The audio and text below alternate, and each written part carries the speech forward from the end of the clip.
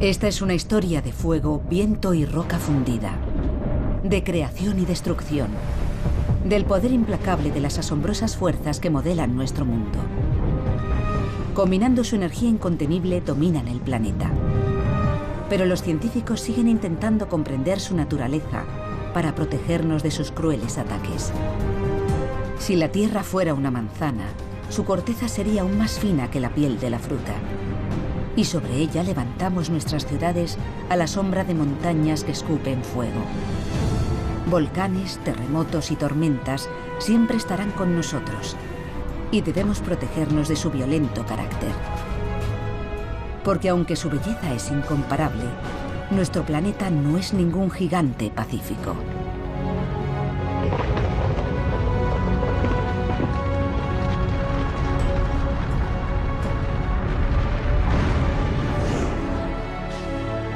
Cuenta atrás para una catástrofe.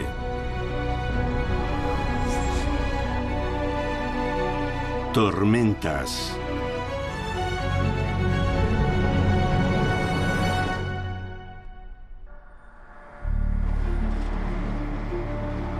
Que este avión propulsado por 4 hélices salga del hangar es un mal augurio para los habitantes de Florida e incluso para los de un lugar tan lejano como Nueva York.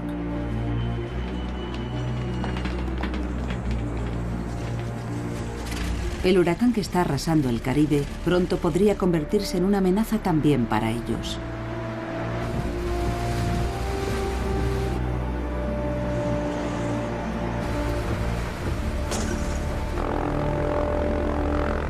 La tripulación de la aeronave se embarca en una auténtica misión kamikaze. Su destino es el propio huracán. Mientras avanza implacable hacia el continente, en las regiones costeras empieza a ponerse en práctica el plan de evacuación.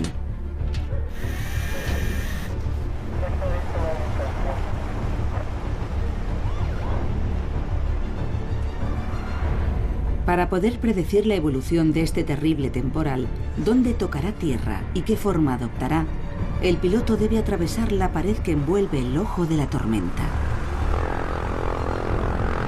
Este anillo de nubes verticales, precipitación extrema y fuertes vientos que rodea la zona de calma interior revelará la verdadera fuerza del monstruo. Determinar la naturaleza exacta de los vientos que agitan esta muralla es imprescindible para elaborar un pronóstico fiable del desarrollo y la trayectoria del huracán. Cada 2 segundos, los sensores miden la presión del aire, la humedad y la velocidad del viento. El temporal ha comenzado a azotar la costa de Florida.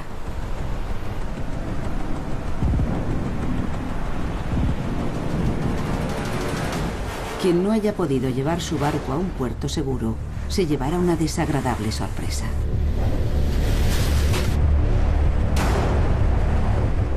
Las zonas más expuestas fueron desalojadas con antelación tras ser advertidas del peligro. Esta información vital es actualizada minuto a minuto por el Centro Nacional de Huracanes de Miami. James Franklin y su equipo trabajan 24 horas al día para poder predecir de forma rápida y precisa los movimientos del huracán. Los huracanes adoptan formas muy diferentes. Algunos tienen un diámetro de unos 120 kilómetros y otros pueden llegar a los 1200. Pero una vez adquirido un tamaño, este no suele variar mucho. Las tormentas que son pequeñas al formarse suelen permanecer pequeñas. Y con las de mayor tamaño pasa algo bastante parecido. Lo más difícil de predecir son los detalles de la estructura. Y son precisamente esos pequeños detalles los que determinarán el alcance de los daños.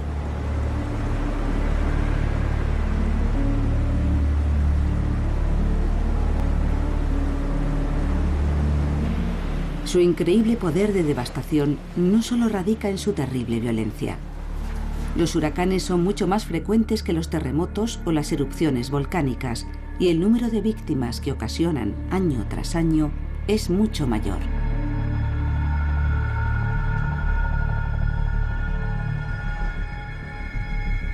Pero, ¿qué son exactamente las tormentas y cómo se forman? Sobre la superficie de la Tierra hay bosques, desiertos, ciudades y masas de agua. El aire que flota sobre estas zonas posee temperaturas diferentes. Durante el día, el aire se calienta más rápido sobre la Tierra que sobre el agua. Las masas de aire cálidas ascienden más deprisa, por lo que la presión atmosférica es más alta sobre la Tierra. El viento equilibra esa diferencia de presión y se mueve siempre de la presión más alta a la más baja. Cuando el viento en las alturas se desplaza hacia el mar, el aire sobre la superficie corre en sentido contrario en forma de brisa marina. Debido a la rotación del planeta, las masas de aire cálidas que descienden desde las zonas de altas presiones empiezan a girar. En el hemisferio norte, hacia la derecha, y en el hemisferio sur, en dirección contraria. Inmensos sistemas tormentosos recorren la Tierra a gran velocidad. Cuando uno de estos torbellinos alcanza la categoría de huracán y se dirige hacia la costa este de Estados Unidos, los cazadores de tormentas se ponen en marcha. Sin los datos recopilados en el mismo centro del temporal, sería imposible predecir su trayectoria y desarrollo. Jim McFadden está al mando de la operación. No sabemos lo que está pasando sobre el mar, así que hay que subirse al avión y lanzarse a la batalla. Nuestra labor será recopilar datos y transmitirlos a tierra para que puedan elaborar los patrones de conducta. En octubre de 2012, esos mismos patrones indicaron la necesidad de una alerta roja para la ciudad de Nueva York y todo el litoral oriental. El huracán Sandy estaba azotando el Caribe y sembrando la muerte y la destrucción. ¿Llegaría a la costa con toda su fuerza? El año anterior, el temido huracán Irene terminó desplazándose mar adentro y los daños pronosticados no llegaron a materializarse. ¿Volvería a ser innecesaria la evacuación decretada por el alcalde? El periodo de evacuación ha terminado. Ahora deben quedarse en casa y no salir hasta que mejoren las condiciones meteorológicas, lo que no ocurrirá hasta el sábado por la tarde. Pero pronto se hizo patente que esta vez la ciudad no iba a salir tan bien librada. Tras horas de inquietud y ansiedad, el Sandy azotó Nueva York con todas sus fuerzas. Vientos de 150 kilómetros por hora recorrieron las calles y un diluvio sin precedentes inundó barrios enteros.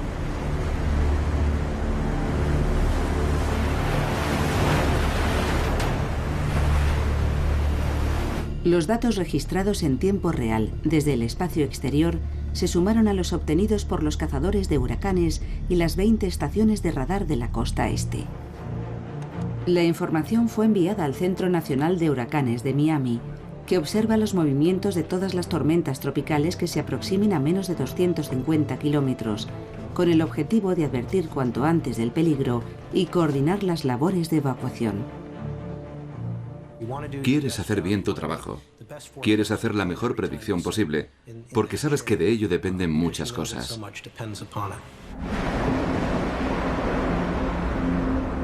Más de 47 millones de personas, de Texas a Maine, están expuestas a los huracanes, y la cifra va en aumento.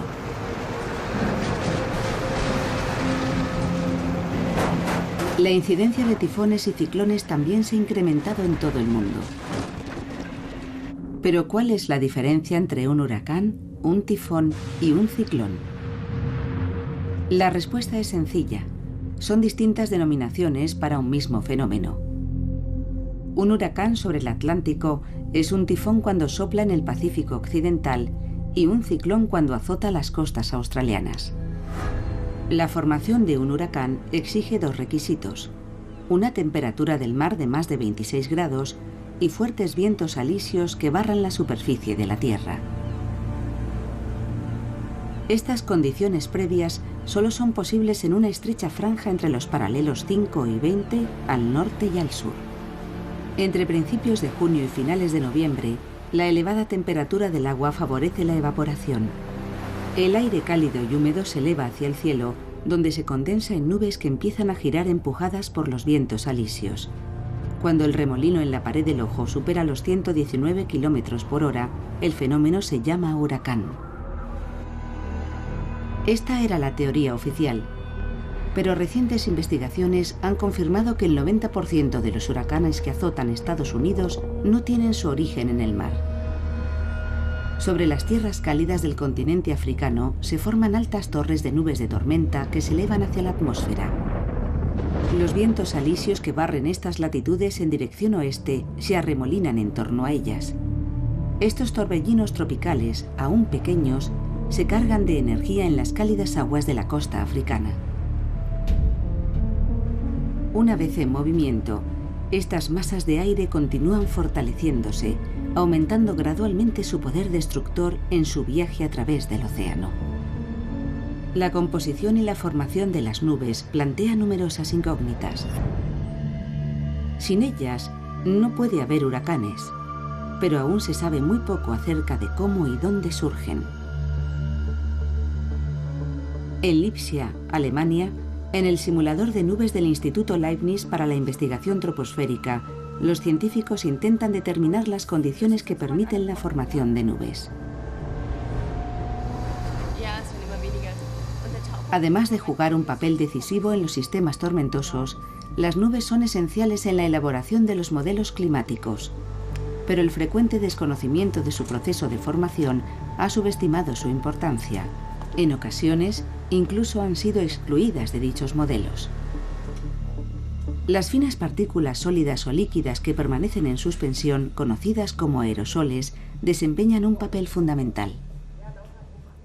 Una de las grandes incertidumbres en la predicción meteorológica actual y en los modelos climáticos usados para hacer dichas predicciones es la interacción entre las nubes y los aerosoles. Estos, por ejemplo, influyen de forma significativa en el proceso de congelación de las nubes. Nuestra investigación contribuye a acercar las predicciones y los modelos climáticos un poco más a la realidad. Las impurezas del aire, conocidas como núcleos de condensación de nubes, deben transformar el agua en cristales de hielo para dar lugar a las nubes. Conocer su papel en el proceso exige un minucioso programa de experimentos con una amplia variedad de partículas. El desierto del Sáhara es la mayor fuente de polvo mineral atmosférico. También tiene el poder de cortar de raíz el desarrollo de sistemas nubosos, impidiendo así la formación de huracanes. Cuando una gran masa de polvo del Sáhara Occidental es empujada por el viento hacia el Océano Atlántico, interrumpe el desarrollo de cualquier huracán que se esté formando allí en ese momento. Y esto es así porque el aire seco que transporta el polvo del desierto comienza a envolver el aire que compone el incipiente huracán y le corta el suministro de humedad. Por tanto, las concentraciones de polvo del Sáhara Occidental tienen efectos beneficiosos al inhibir la formación de huracanes. Solo los torbellinos que consiguen evitar el aire polvoriento pueden desarrollar su potencia explosiva y emprender su viaje a través del Atlántico. Sin el inmenso aporte de polvo sahariano, el futuro pintaría muy mal para la costa este de Estados Unidos.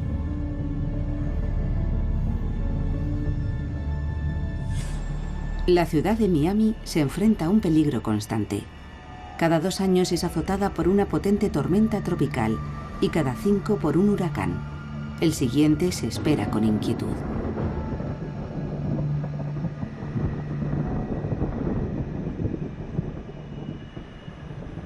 Mientras tanto, en el condado de Chester, en Carolina del Sur, un equipo científico se dispone a crear su propia supertormenta en este simulador de huracanes. Todo está a punto para el comienzo de este nuevo experimento. Cámaras colocadas estratégicamente documentarán cada fase del ejercicio. Poner los ventiladores a máxima velocidad es como accionar el conmutador de la red eléctrica de una ciudad de 9.000 hogares. Una energía superior a la producida por las cataratas del Niágara. Los edificios de prueba recibirán el impacto del viento en cada una de sus paredes. El material lanzado por los cañones ayudará a simular los residuos arrastrados por el viento. El experimento está a punto de comenzar. Los 105 ventiladores pueden crear corrientes de hasta 200 km/h y huracanes de categoría 3. El sistema también puede ser programado para reproducir condiciones específicas basadas en los datos recogidos en huracanes reales. Las turbinas son móviles y pueden generar ráfagas de distinta intensidad. Las posibilidades son casi infinitas. Las ventanas estallan y el viento presiona el techo y las paredes interiores, poniendo a prueba la ingeniería estructural. El estilo de construcción convencional muestra sus puntos débiles.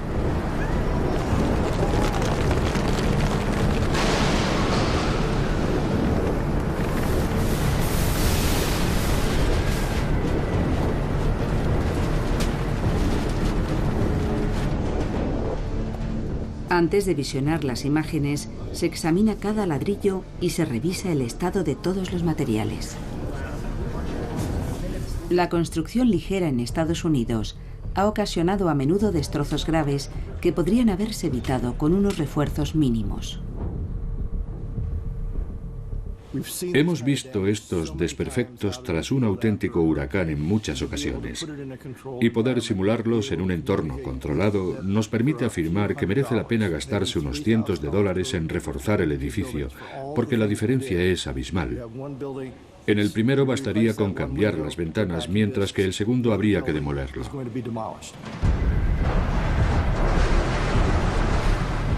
Las viviendas no solo están expuestas a la fuerza del viento. Los fenómenos que acompañan a los huracanes, como lluvias de fuego, cenizas candentes y todo tipo de cuerpos extraños, pueden multiplicar los daños.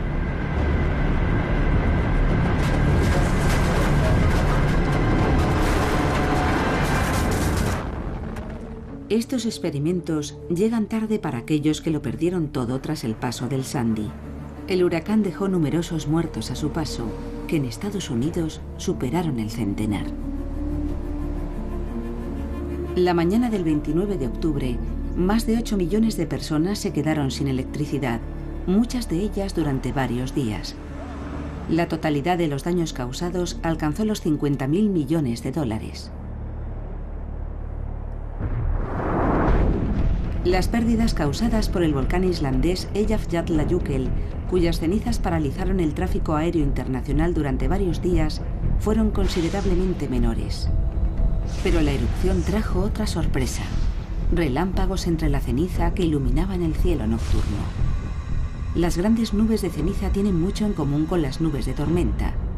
El aire caliente y húmedo asciende a la atmósfera, se expande y después se enfría, permitiendo la formación de partículas de hielo. El calor liberado por la condensación crea una fuerte corriente ascendente y arrastra las partículas de hielo, que al colisionar unas contra otras adquieren una carga eléctrica.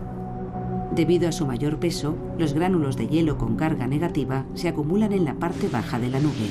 Los relámpagos igualan la tensión.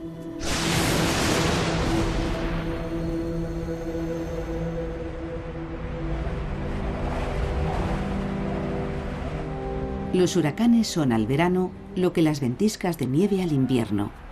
Y aunque estadísticamente no son tan mortíferas, pueden llegar a paralizar regiones enteras. El continente americano no tiene grandes cordilleras que lo atraviesen de este a oeste, por lo que el aire de las regiones polares puede penetrar muy hacia el sur. Allí se mezcla con el aire cálido de las regiones sureñas, que proporciona la humedad necesaria para cubrir de nieve todo el país. El 2 de febrero de 2011, un espectacular temporal de hielo y nieve causó estragos en vastas regiones desde el norte de Canadá hasta Nuevo México. Millones de personas se quedaron sin electricidad. En Europa, las fuertes tormentas y las inundaciones son cada vez más comunes. Las comunicaciones gubernamentales no estuvieron a la altura cuando el este de Alemania quedó anegado por fuertes crecidas, por lo que en 2002 fue establecido un centro de actuación conjunto.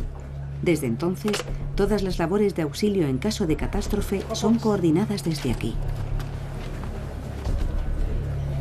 A principios de 2007, el huracán Kirill azotó gran parte de Europa. Las tareas para minimizar los daños empezaron aquí 72 horas antes de su llegada. Detallados planos del terreno y pronósticos actualizados fueron enviados a las autoridades. También organizaron la distribución de sacos de arena, tiendas e incluso helicópteros. El centro deberá enfrentarse a nuevos retos, ya que la intensidad de estos fenómenos en Europa continúa aumentando. Muchos de ellos se forman en el Atlántico Norte, desde donde avanzan hacia la Europa noroccidental. El aire frío se junta con el cálido y las altas presiones con las bajas.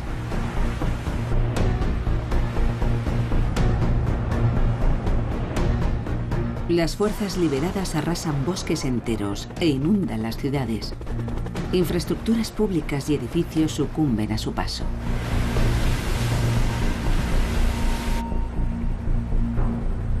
Las fuertes lluvias que acompañan a los huracanes pueden desencadenar fenómenos sorprendentes, como descubrió el geofísico Szymon Udowiński. Las precipitaciones extremas causadas por las tormentas tropicales arrastran grandes cantidades de tierra hacia el mar, lo que modifica los índices de presión a nivel del suelo. Las rocas subterráneas, sometidas durante mucho tiempo a la presión, comienzan a moverse. La tragedia de Haití, en 2010, mostró las dramáticas consecuencias que puede acarrear ese cambio de presión. El terremoto más devastador del siglo XXI costó la vida a 300.000 personas y dejó sin hogar a más de 1 millón.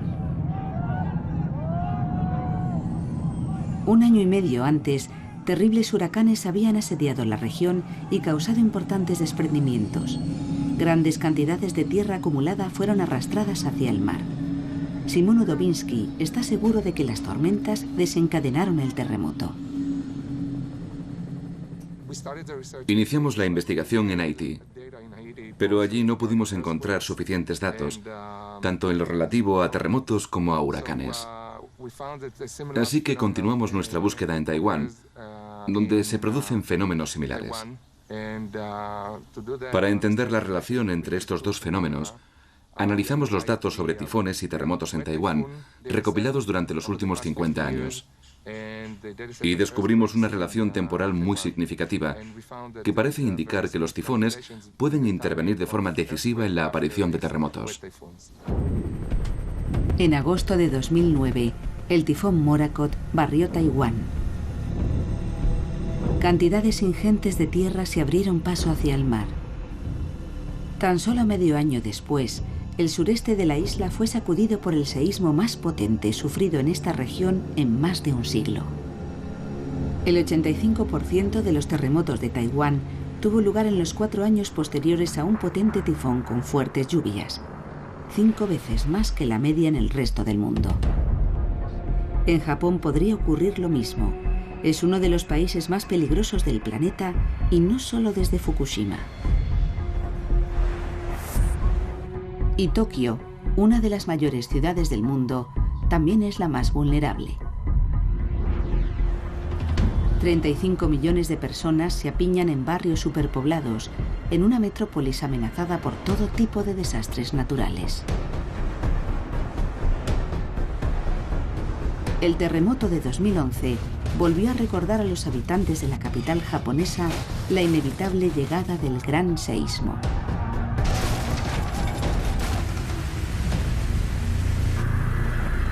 Los tifones arrasan Japón y paralizan los servicios públicos.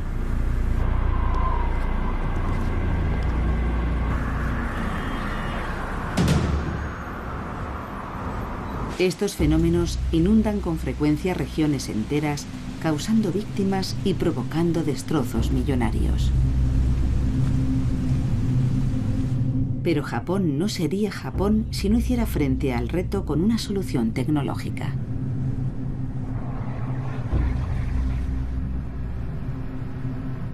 Esta gigantesca instalación se encuentra a 80 metros bajo tierra.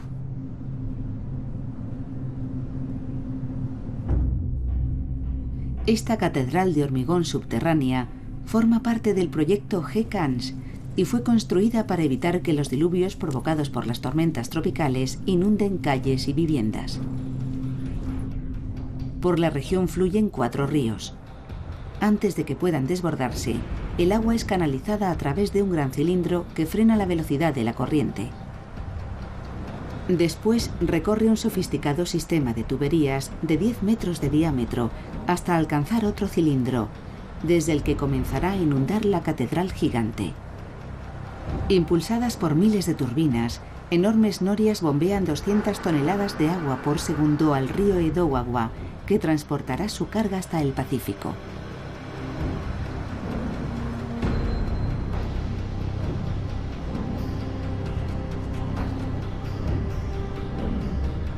La rápida urbanización de esta región rica en agua, situada bajo el nivel del mar, saturó la tierra. Los cauces comenzaron a desbordarse y los daños fueron cuantiosos.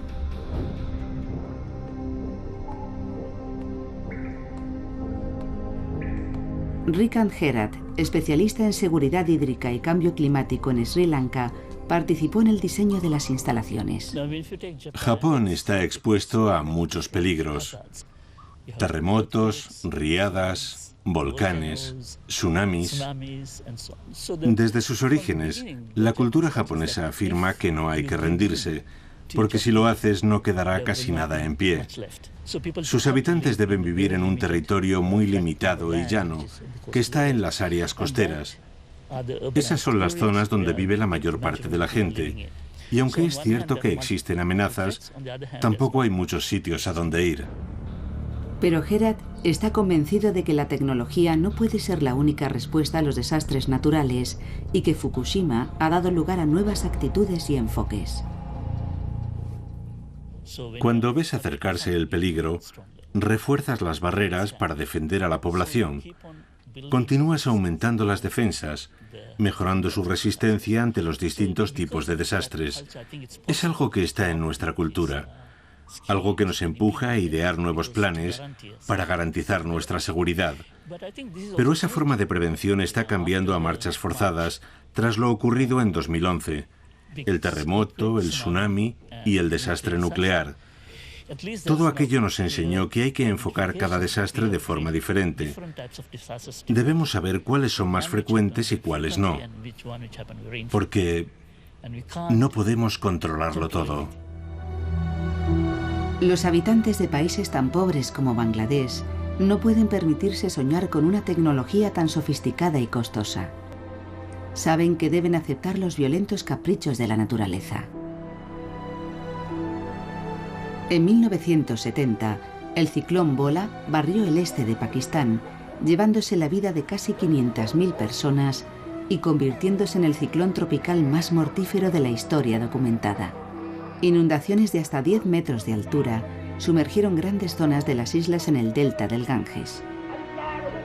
La indignación ante el manejo gubernamental de la ayuda humanitaria y la deficiente atención a las víctimas dio lugar a la Guerra de Liberación de Bangladesh, que hoy sigue siendo una nación soberana.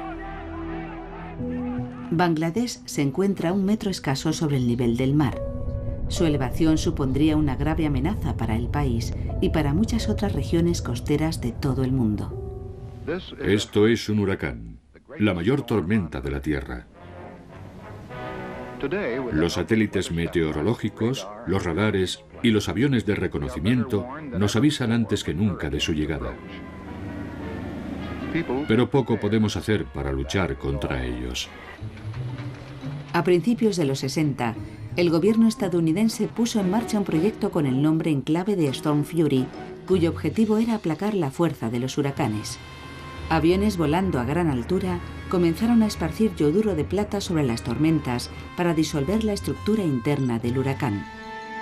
Los científicos pensaban que rociando la capa externa de nubes de la pared del ojo provocarían la formación de un anillo más grande que debilitaría el huracán.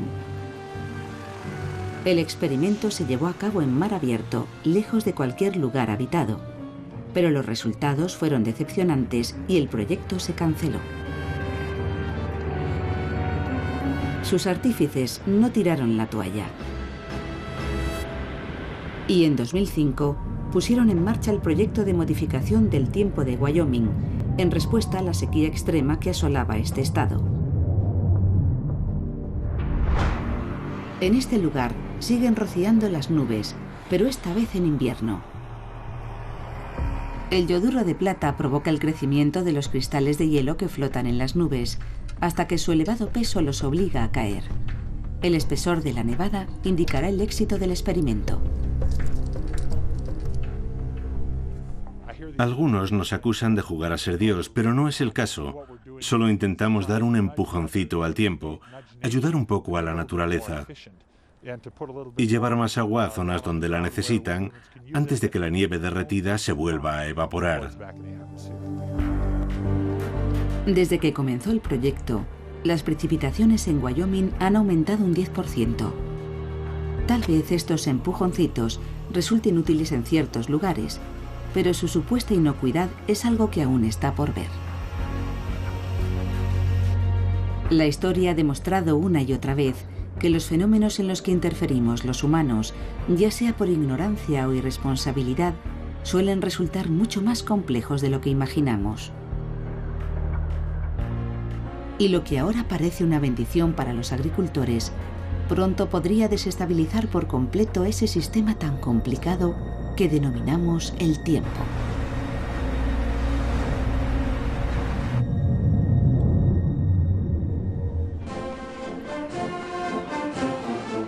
La República Popular China manipula abiertamente el tiempo con motivo de la celebración de desfiles y acontecimientos de Estado.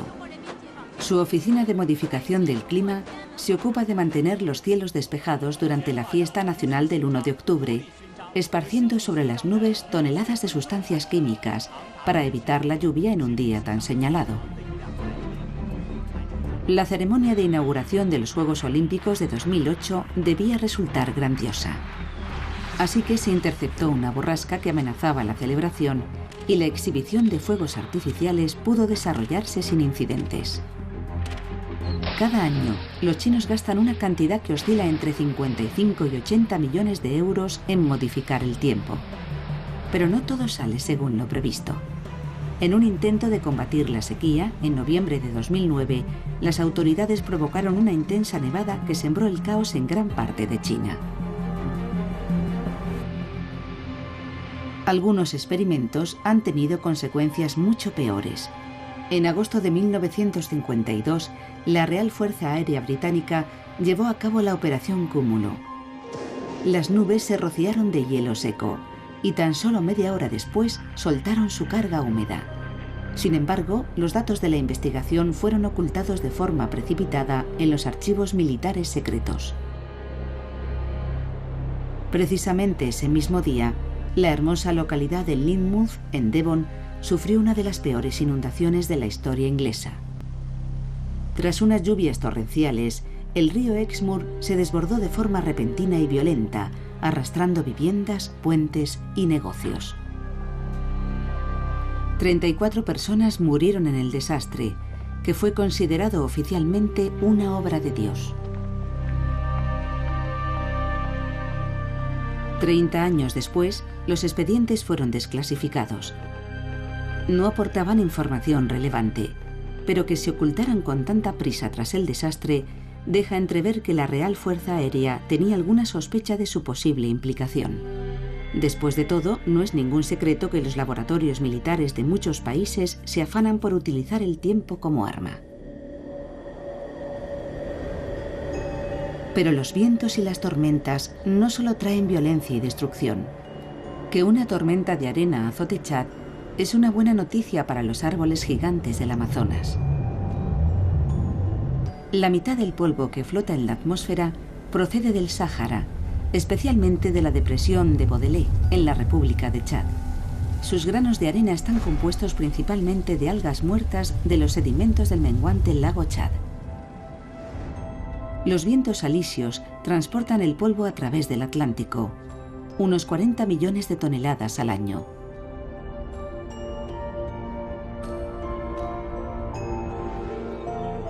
Cantidades ingentes de pequeñas algas fosilizadas, transportadas por las corrientes de aire desde el continente africano, fertilizan los grandes árboles. El fósforo y el hierro llegados del desierto hacen florecer la frondosa selva del Amazonas. Incluso en Hawái ha sido encontrado fósforo procedente del Sáhara.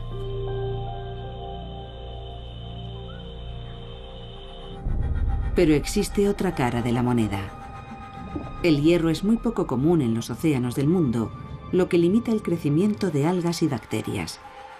Cuando el polvo rico en hierro cae al mar, puede originar mareas rojas que diezman las poblaciones de peces y crustáceos. Y los perjuicios no acaban ahí.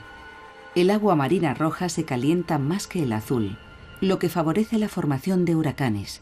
El ciclo se completa.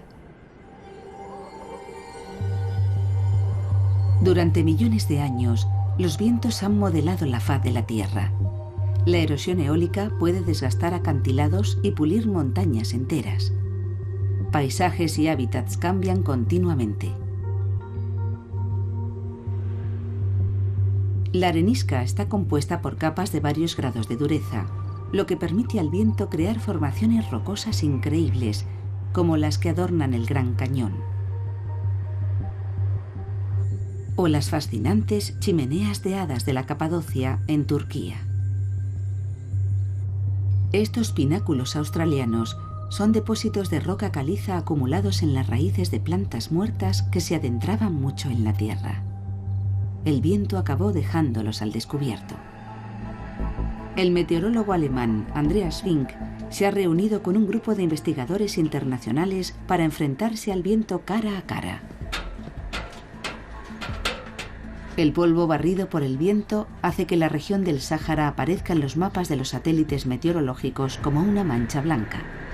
Y es ahí donde los científicos esperan encontrar un fenómeno casi desconocido: inmensas ampollas de calor que flotan en el desierto.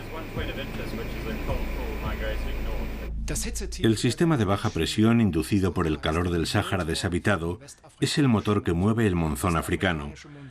Algunos años inunda África Occidental con diluvios bíblicos y otros años lo asola con sequías. Nuestro objetivo es entender estos ciclos para poder alertar a la gente en el futuro.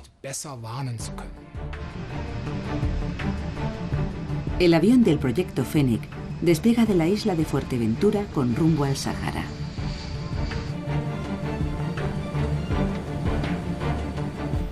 Al llegar a su destino, los investigadores vuelan a una altitud de tan solo 150 metros. Es la única forma de obtener la información que buscan. El espeso velo de arena hace imposible la observación por satélite. Los datos obtenidos serán vitales para los habitantes de África Occidental. El monzón de verano trae lluvia revitalizante, pero el momento exacto de su llegada, su duración, volumen de precipitación e interrupciones aún no pueden predecirse. Uno de los mayores obstáculos de este vuelo es que la zona clave se encuentra en mitad de la nada. En ocasiones tenemos que volar durante 2 horas para llegar a la región que queremos medir, lo que nos exige una planificación muy cuidadosa, porque si solo podemos volar 2 horas o 5, depende del lugar elegido, tal vez solo tengamos 1 hora para hacer nuestras mediciones. Siempre hay que procurar llegar al lugar exacto. Para ello contamos con un equipo en la base de operaciones y con teléfonos por satélite. Ellos nos envían las imágenes obtenidas desde el espacio para que podamos modificar nuestra ruta y llegar, por ejemplo, justo al centro de una tormenta de arena. La depresión térmica que persiguen los científicos ocupa una zona del tamaño de Europa. Durante parte del año flota sobre África Occidental, suministrando aire frío procedente del Atlántico al continente africano. La altitud de vuelo depende de la altura a la que esté suspendido el polvo. Las tormentas de arena recién formadas transportan gran cantidad de polvo, que pasado un tiempo empieza a caer. Esa es la transición que interesa a los investigadores, el momento en que descienden las partículas grandes y quedan solo las pequeñas, que pueden recorrer largas distancias. Paso a paso van adquiriendo conocimientos que permitirán pronósticos más acertados en el futuro. En la actualidad, una predicción a 5 días es tan fiable como lo era una predicción a 1 día hace 20 años. Mejorar los pronósticos en este continente es muy importante a nivel mundial. Pero desde el punto de vista de África es importantísimo, porque les ayuda a predecir cuándo llegará el monzón. Y esta información es vital para los agricultores. El calentamiento global continúa trastocando la máquina meteorológica. Acertar con las predicciones es cada vez más difícil, algo que podría ponernos en graves dificultades. Porque aunque hemos conseguido influir en el clima mundial, este sigue dominándonos con su fuerza imprevisible. Solo podemos intentar conocerlo mejor para reaccionar ante sus ataques. Y el polvo sahariano podría jugar un papel decisivo. Muchos modelos aún no lo incluyen en los cálculos de la temperatura atmosférica. Pero este polvo impide que una parte de la radiación solar alcance la Tierra, mitigando el calor en sus zonas de influencia. Y aunque algunos consideran que sus efectos son limitados, las masas de polvo que flotan sobre el Atlántico afectan al clima de muchas formas que los científicos se esfuerzan por comprender.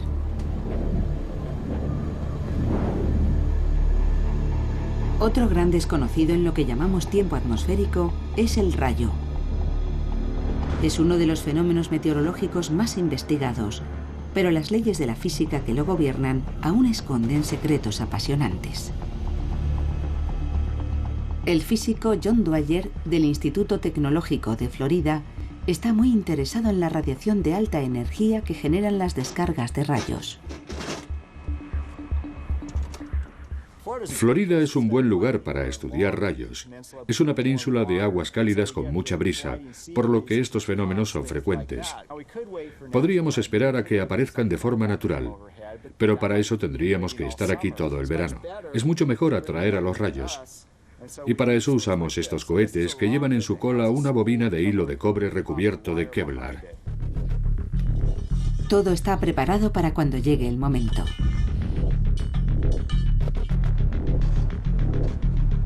Desde esta base militar, en Camp Blanding, el cohete será propulsado a 600 metros de altura durante una fuerte tormenta. El hilo de cobre fijado al suelo actuará como conductor. Un dispositivo fotodetector medirá la radiación.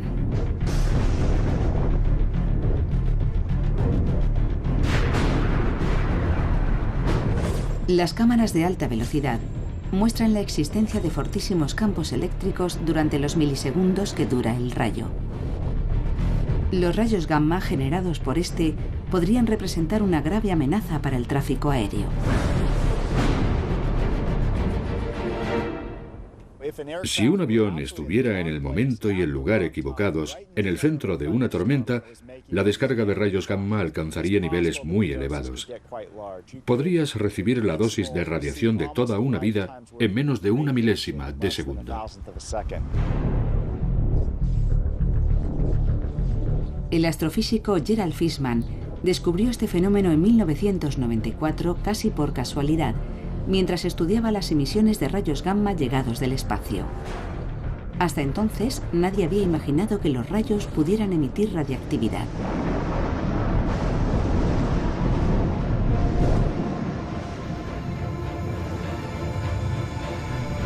Pero este no es el único peligro que generan las nubes tormentosas. Cuando empiezan a girar, los tornados siembran la destrucción a su paso. Los tornados no devastan zonas tan amplias como los huracanes, pero su fuerza destructiva concentrada es incluso más terrible. Los más peligrosos se producen en el callejón de los tornados, en el medio oeste de Estados Unidos, entre las montañas rocosas y los Apalaches, donde el aire frío de Canadá se encuentra con el viento cálido del Golfo de México. En el estado de Kansas, un tornado destruyó casi por completo la ciudad de Greensburg. Los testigos describen una siniestra nube que, tras surgir de la nada, descendió del cielo hasta tocar tierra. De repente, las casas parecieron estallar. Minutos después, todo había terminado. En San Francisco, los tornados son tan poco habituales que casi nadie se preocupa por ellos. Los vecinos tienen una preocupación mucho más acuciante: el megaterremoto que hará temblar los cimientos de su hermosa ciudad en los próximos 20 o 30 años. Pero otra gran amenaza pende sobre esta región de California: una hipotética megatormenta que azota la zona cíclicamente cada varios cientos de años. Su nombre, Ark Storm, describe un río que llega del cielo cada 1000 años, provocando inundaciones de proporciones bíblicas. Una supertormenta que, tras absorber inmensos volúmenes de humedad de las zonas tropicales del Pacífico, barrería con fuerza monstruosa la costa oeste de América. Enormes ríos atmosféricos castigarían la Tierra con lluvias torrenciales durante semanas. Los cursos de agua se desbordarían y calles y puentes se vendrían abajo. La vida se detendría. Los daños calculados por los investigadores del Servicio Geológico de Estados Unidos alcanzarían los 670.000 millones de euros, 3 veces más que lo estimado para un fuerte terremoto. Cuentan que durante la última supertormenta, en el invierno de 1862, diluvió durante 40 días y 40 noches. Y las pruebas geológicas sugieren que no fue la peor. Algunas supertormentas del pasado distante fueron mucho más desastrosas. Es imposible predecir cuándo tendrá lugar la próxima. Y lo más aterrador es que, al igual que ocurre con el anunciado megaterremoto, nada podrá evitar que se produzca. Lo único que podemos hacer es prepararnos para el día D. Y Europa no está libre de esta amenaza. Estos ríos de condensación, las supertormentas, también están presentes en el Atlántico Este y Europa Occidental, y es muy posible que en el futuro las condiciones meteorológicas se intensifiquen de forma dramática durante el invierno, haciendo que llueva durante semanas y provocando grandes inundaciones en lugares tan poblados como la cuenca del Rin. Aunque aún no podemos hablar de supertormentas en Alemania, las fuertes inundaciones de los últimos años muestran lo vulnerables que son las ciudades y las personas que viven en ellas. La expresión cambio climático ya no se limita a describir algo que sucede al otro lado del mundo. Las tormentas y riadas ya no son algo tan inusual en las calles de Europa.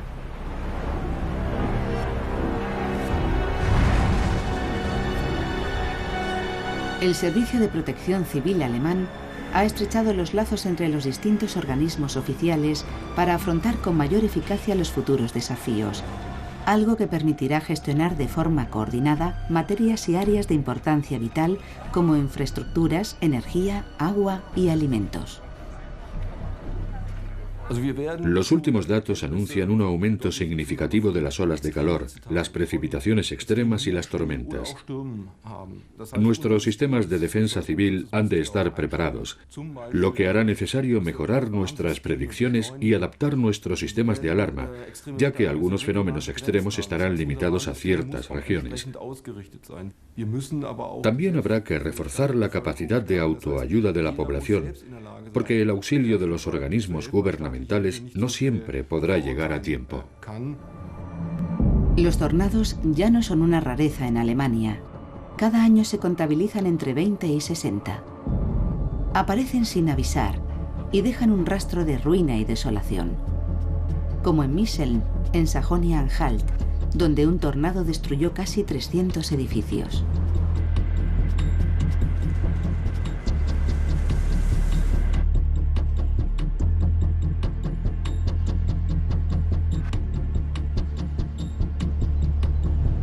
Otro fenómeno meteorológico casi desconocido en Alemania podría empezar a ser habitual. En abril de 2011, el litoral alemán fue azotado por vientos huracanados.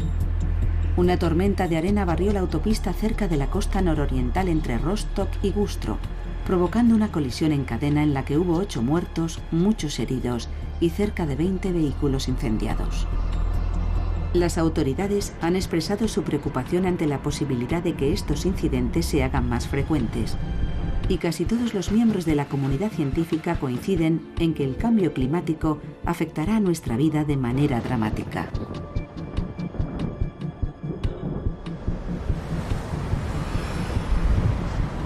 No cabe la menor duda de que el nivel del mar está aumentando. En las costas alemanas se espera un aumento de entre 50 centímetros y 1 metro durante el presente siglo. algo que otorgará un mayor poder destructivo a las marejadas ciclónicas.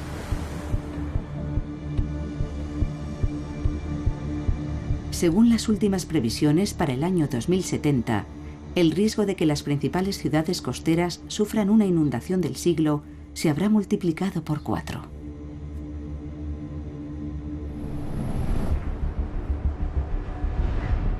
En el futuro, sufriremos el azote de tormentas más o menos fuertes, más o menos frecuentes. Su furia incontenible se verá agravada por el impacto humano y nunca seremos capaces de controlarlas. No nos queda más remedio que estar alerta. Volcanes, terremotos y tormentas siempre estarán con nosotros y siempre impondrán su ley en nuestro planeta.